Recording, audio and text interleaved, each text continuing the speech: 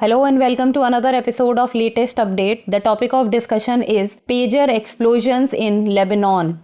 A deadly attack occurred in Lebanon and Syria where explosive devices hidden in pagers used by Hezbollah members detonated. Hezbollah blamed Israel for the attack, though no official statement has been made by the Israeli military. The explosions involved hundreds of Hezbollah members, marking it as a significant and well-coordinated event. The use of pagers was part of Hezbollah's strategy to avoid cell phones, which can be easily tracked. Suspected perpetrators and motive. Hezbollah has accused Israel of orchestrating the attack, although Israel has not confirmed or denied the allegations. Experts suggest the involvement of a state actor due to the complexity and scale of the attack. Mossad, Israel's intelligence agency, is considered a likely suspect based on its history of conducting sophisticated covert operations. The attack may force Hezbollah to rethink its communication strategy, as even pagers previously considered secure were compromised.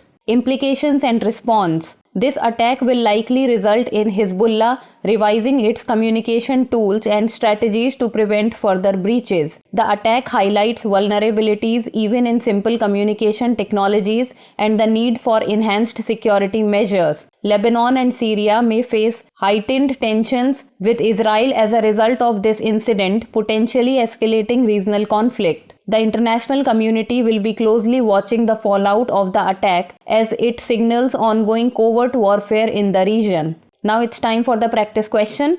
Who has Hezbollah blamed for the pager explosions? USA, Israel, Russia, or Syria? Send us the answer in the comment section. That's all for today. Thank you so much for watching.